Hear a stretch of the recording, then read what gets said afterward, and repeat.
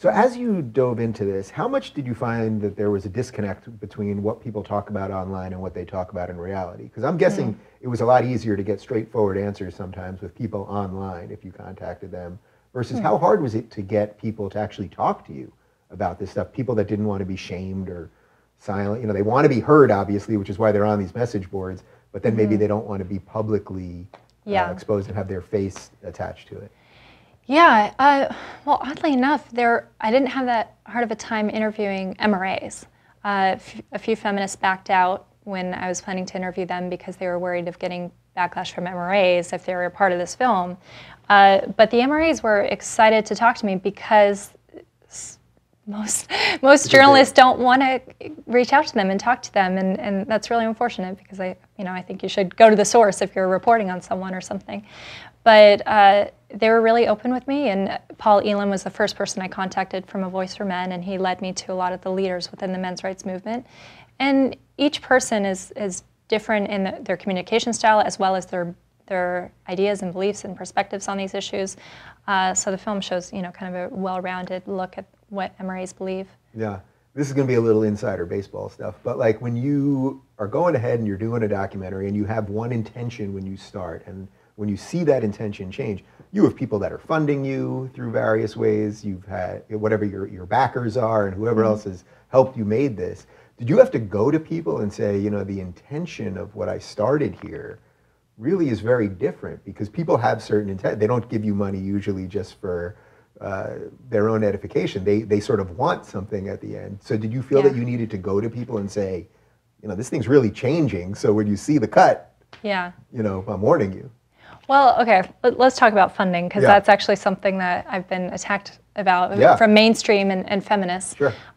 So when I started making this film, first off, I was self-financing it, and my boyfriend, who's the executive producer and DP, the director of photography, we're a team, so he was also helping finance it, and my mom who was a producer on the film. So it was the three of us, and we all self-identified as feminists at the time. And so that got us through filming. But while we were filming, and even after, I was submitting to film grants, and that was my first attempt to get outside funding for the film. And so I submitted to about 15 film grants.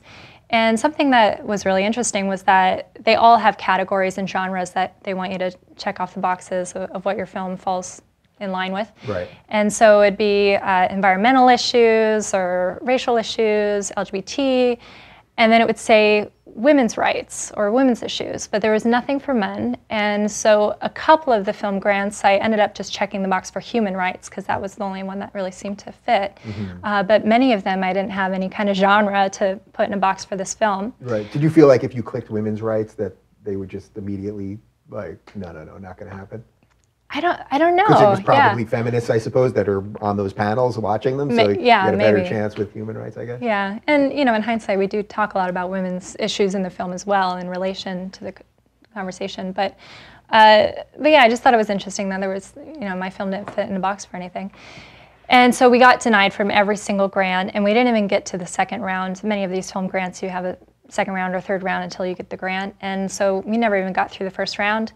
So I thought, okay, well, that's too bad. So the next job is to go to my previous angel investors and see if they wanted to finance the film.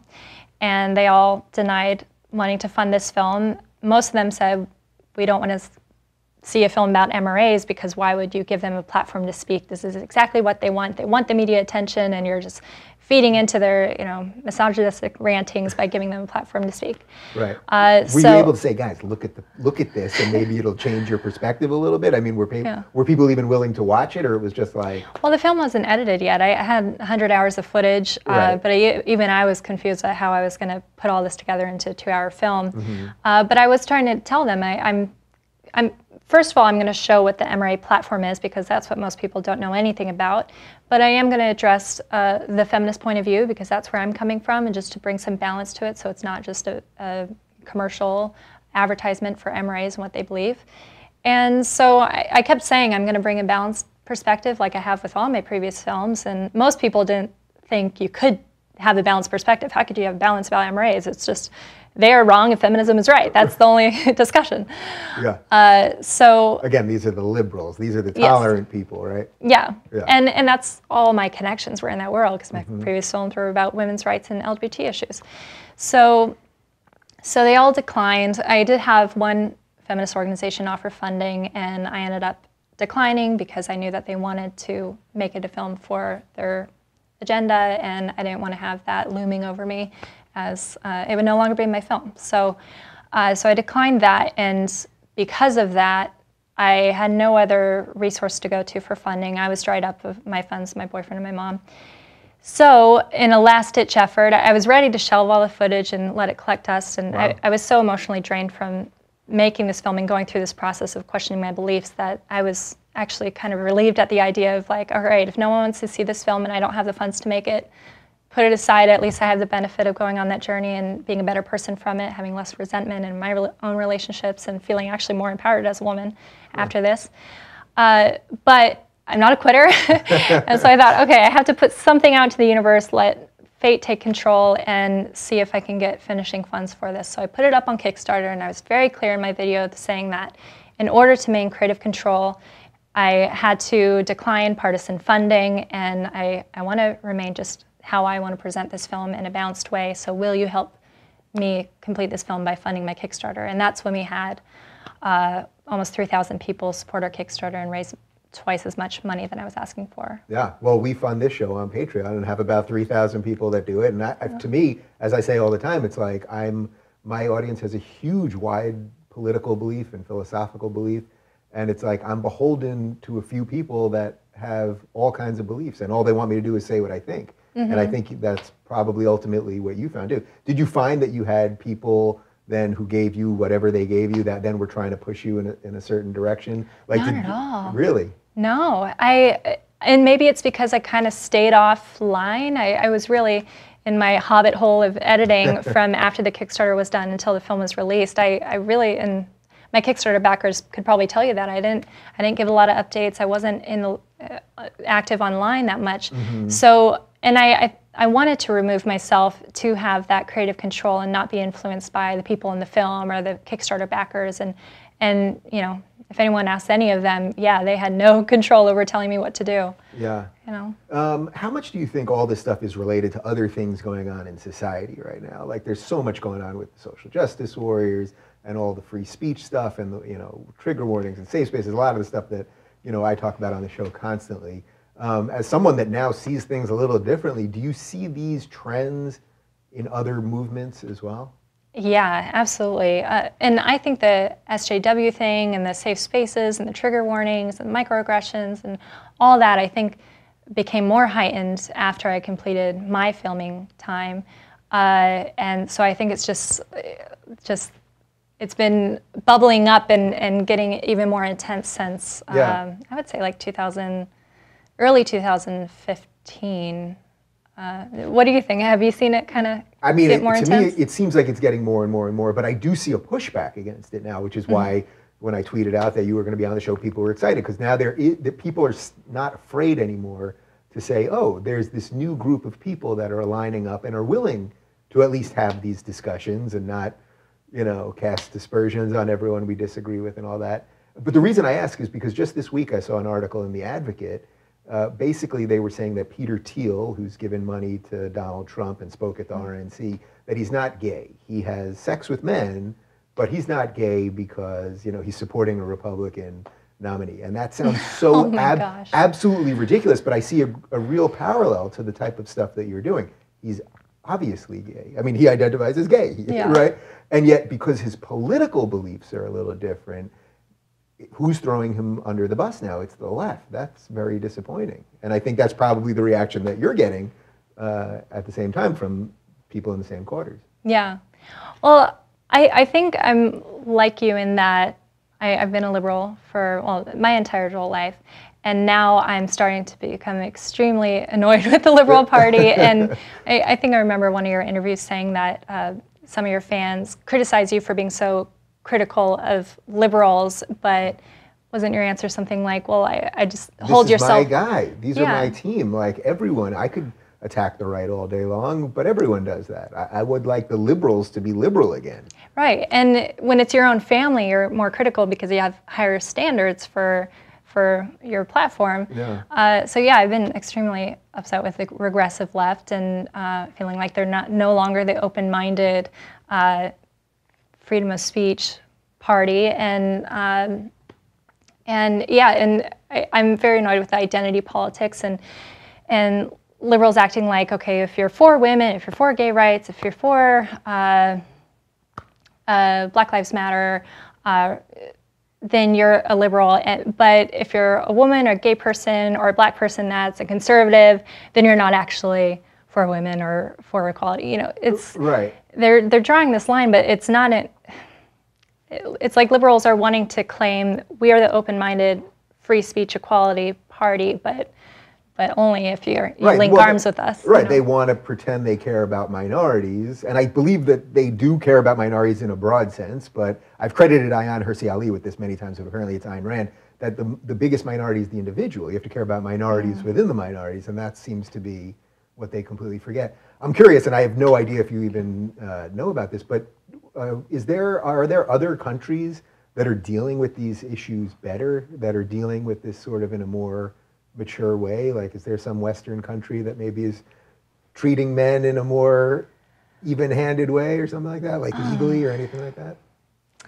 Because I would guess in these forums you probably did come across some people from different places there. Well, I know there's a huge men's rights groups in other countries, like India especially. Why India? The rape laws there do not include male victims, and also the pressures on men to provide for the family and for their elders. And just, I couldn't speak too much about it, but that's the general understanding that I have is, and then also in Sweden, the feminist movement there is extremely powerful, and in my film we show that they tried to create a man tax at one time where that men would have a higher tax to pay for the women's shelters for female victims of domestic violence, and that was their way to deal with it, and it didn't pass. But there's a stronghold there, and the leaders of the feminist movement in Sweden are also connected with the leaders of the feminist movement in the US. And they're all very much tied together, and something a lot of MRAs talk about is radical feminism. And when I was a feminist, hearing that, I always thought, well, that's the fringe, that doesn't represent the whole. But the thing that people need to understand and do research about to understand is that radical feminists are the ones in power with the funding and the lobby power, and they are steering the ship. And so, unfortunately, most people who identify as feminists don't understand that and also don't call out the radical feminists. And it's just this kind of hands-off approach.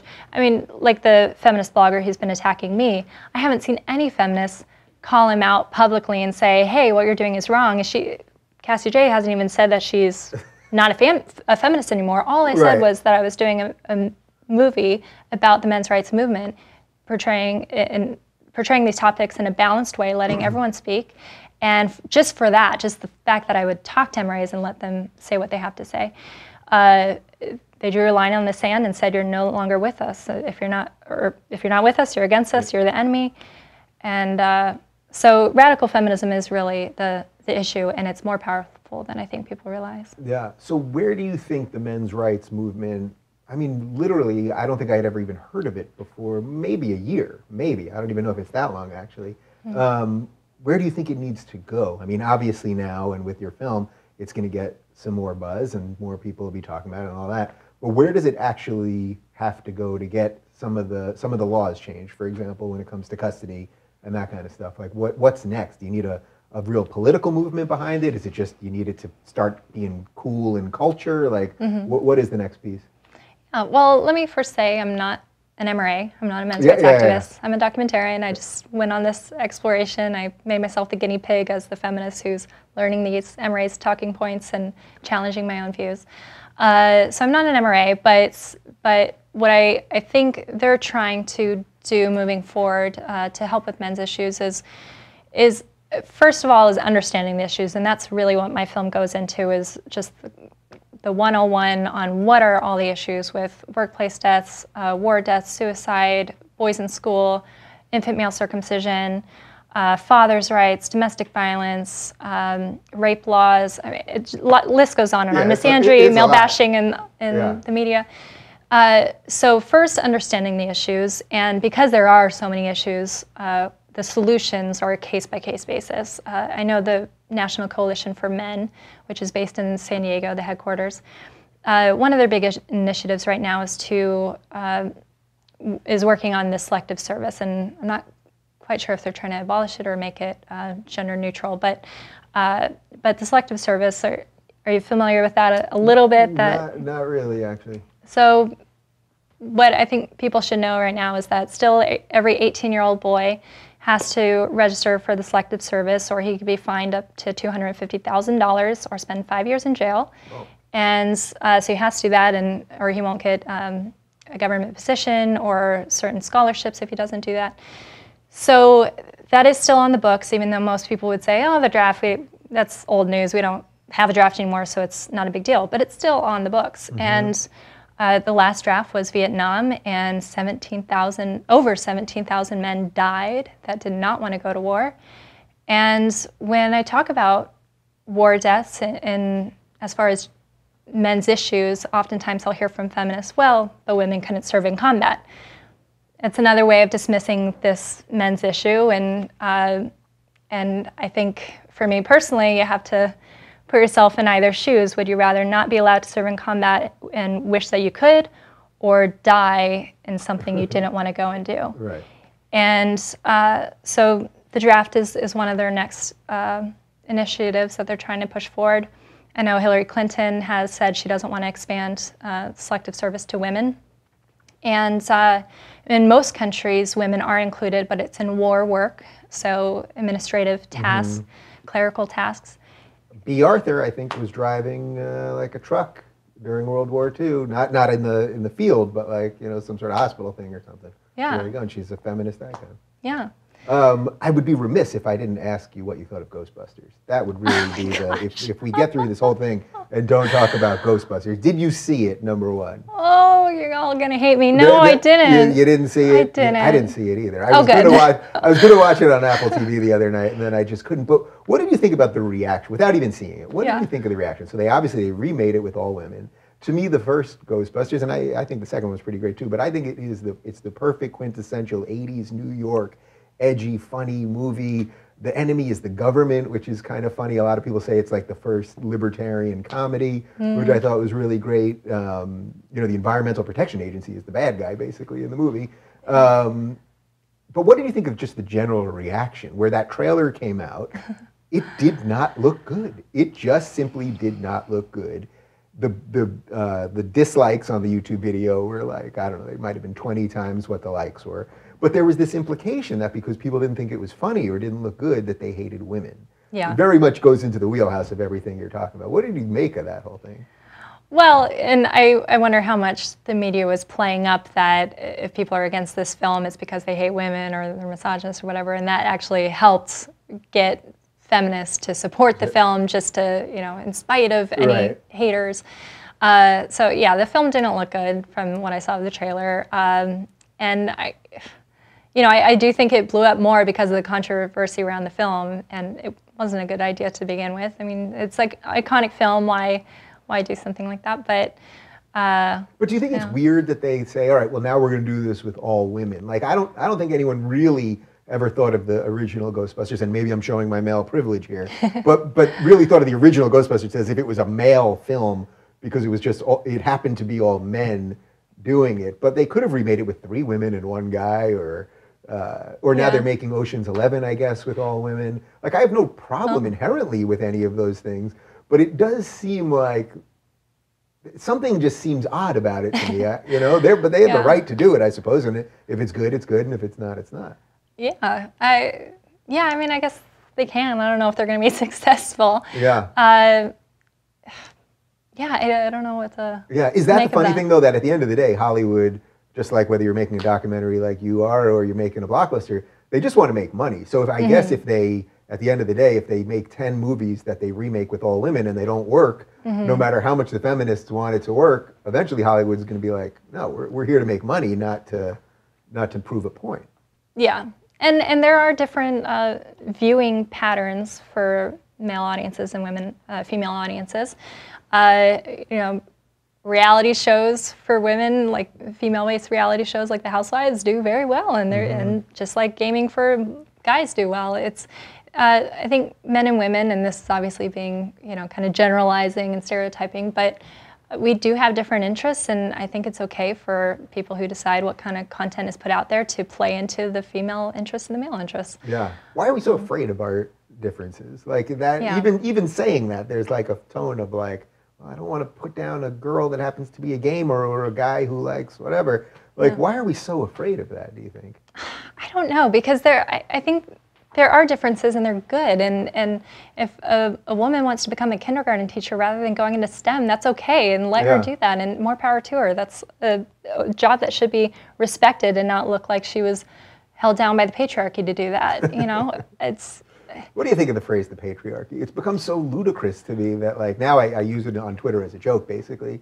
But like, do you think there is some patriarchy here? Has some system been in place that we're all subject to that I shouldn't be so mocking of? Yeah.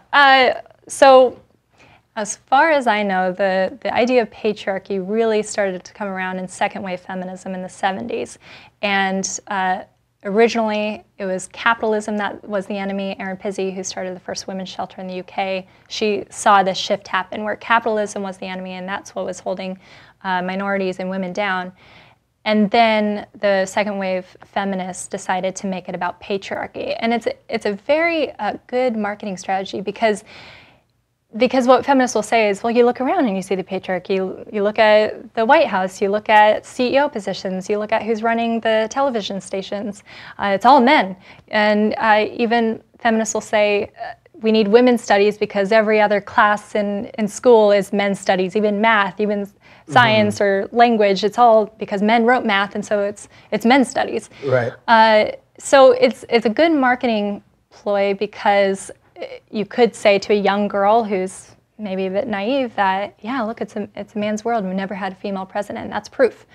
But think of all the people living in the world and how many women, mothers, had power and control over raising up the next generation. And couldn't that be looked at as a matriarchy of a sort, of women having so much influence on kids and, when your brain is a sponge? So, yeah, the patriarchy, I don't believe we live in a patriarchy. I don't believe all men oppress all women. And I think we have different life experiences, some involved from different gender roles and not necessarily from discrimination, but sometimes from discrimination, but mostly from biological reasons, putting gender roles in place and it seemingly working to raise up the next generation because gender roles really exist within family structures. If you're an independent person, you have plenty of working women without kids, and they can actually out-earn male counterparts. So gender roles really exist within the family, and it seemed to work. And as far as historically speaking, people say, oh, women have been more discriminated against historically. They couldn't vote, they couldn't do this, that, and the other thing. And what I learned from MRAs is that discrimination against men and women were not apples to apples. They were different. Men were going to war, being drafted, working long hours in the coal mines, and that is its own form of sacrifice. Women were also beating the rugs outside and doing the dishes by hand and cooking meals and having lots of kids without reproductive choice or rights. So the ways that men and women were disadvantaged and also privileged are different.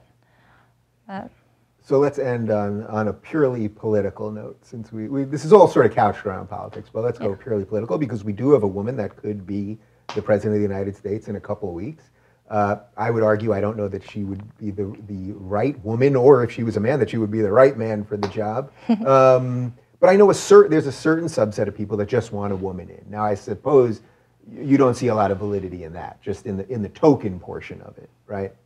No, that's sexist to think that. Okay, that's like sexist. just based on their genitalia that they're going to be better at the job. I just wanted to make sure you weren't going to throw me a quick curveball right at the end. Yes. Yeah. So that, but in a weird way, would it help feminists by showing?